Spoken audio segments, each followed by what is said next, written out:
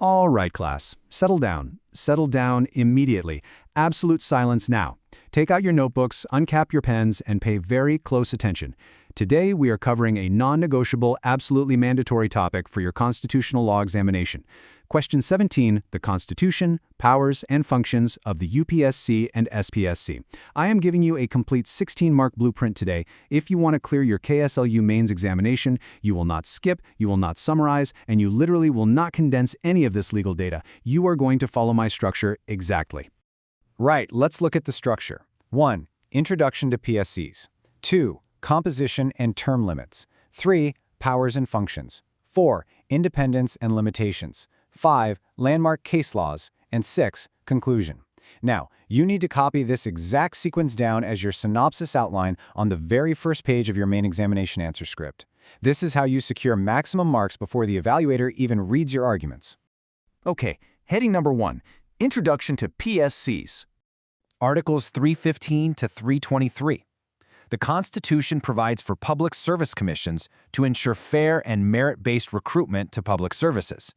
Now, a strong, precise introduction is absolutely critical for setting the right academic tone in your answer booklets. It shows the evaluator you know your Bare Act fundamentals. Take your black pen right now. Underline Articles 315 to 323. Next, underline the phrase merit-based recruitment. This immediately captures the KSLU evaluator's attention and directs their eye to your understanding of the core objective. UPSC for the Union, SPSC for the states.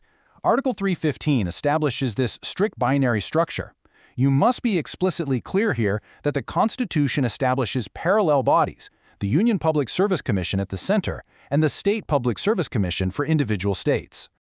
Moving on to heading number 2, composition and term limits. Listen to me, I am giving you a stern warning right now.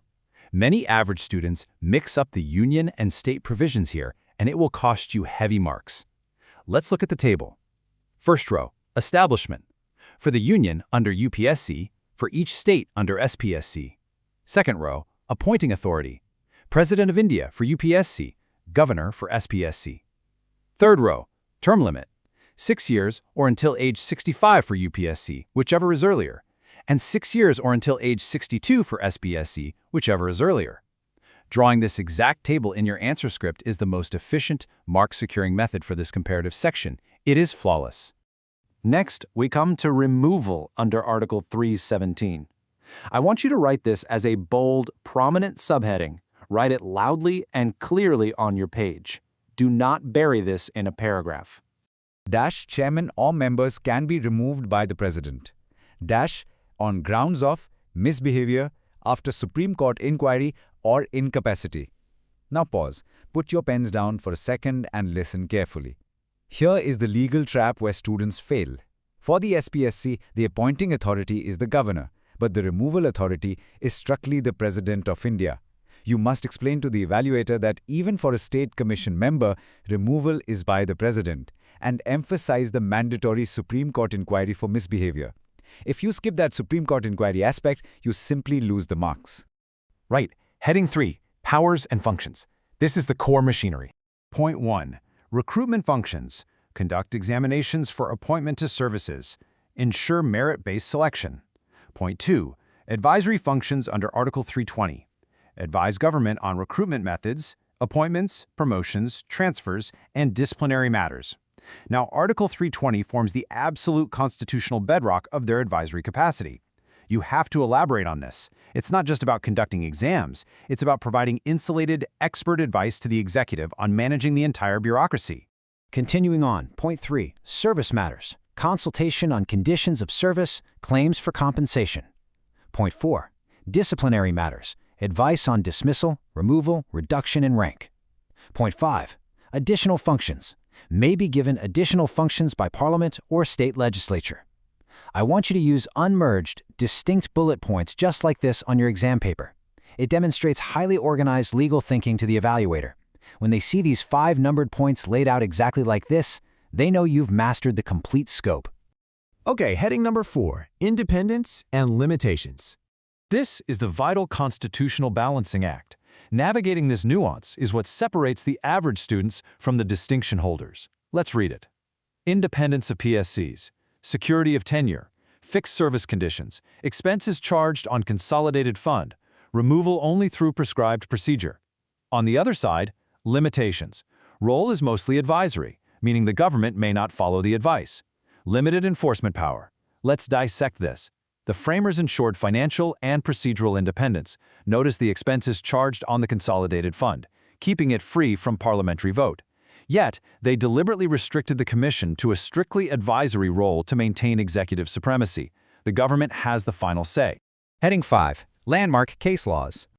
A KSLU constitutional law paper without case laws is an automatic failure, mark my words. State of UP versus Monbodhan Lao Srivastava. Write this case name perfectly.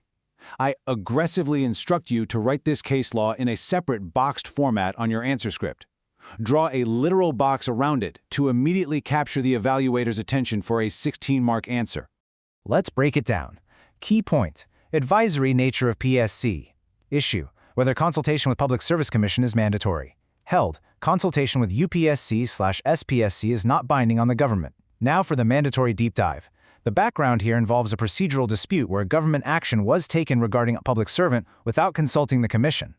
The core issue before the Supreme Court was whether the word shall in Article 320 made consultation legally mandatory and binding. The absolute relevance of this ratio decidendi is that the court definitively interpreted Article 320. They held that while consultation is a procedural expectation, the advice is not a mandate. Procedural consultation does not equate to executive mandate. You must explain why this matters. It preserves the ultimate authority of the elected government. The second case you must cite: Rajasthan Public Service Commission v. Harish Kumar Purohit. Write it down and strictly underline it with a black pen on your answer scripts. Key point: importance and fairness in recruitment. Court emphasized fair and transparent selection process. PSC must act impartially and follow merit-based principles. Here is your breakdown. The brief background involves judicial scrutiny over the integrity of a selection process conducted by the Commission. The ratio decidendi of the court reinforces that the very existence of the PSC is to ensure transparency. They must act impartially. Why does this matter for your answer? Because this ruling anchors the introductory principle we discussed, meritocracy. You must weave this back to Article 315 in your exam, proving that a commission failing in impartiality fundamentally violates its constitutional mandate. Finally, heading number 6, Conclusion. Never ever end your paper abruptly. A sharp summarizing paragraph leaves a lasting positive impression on the examiner. UPSC and SPSC play a vital role in maintaining efficiency, fairness, and integrity in public services. Though advisory in nature, they are essential for merit-based administration and good governance. Read it, internalize it, and write it strictly as it is. I validate this as the absolute perfect, balanced, bare act conclusion for a 16-mark answer. Before I formally dismiss this lecture, I'll leave you with this final, provocative academic thought to ponder for your mains. If the advice of the PSC is not binding, can the state truly afford to ignore it without compromising the very foundation of good governance? Think about the political and administrative fallout of ignoring impartial advice. Study your notes, memorize this strict structure, and you will secure your marks. Class dismissed.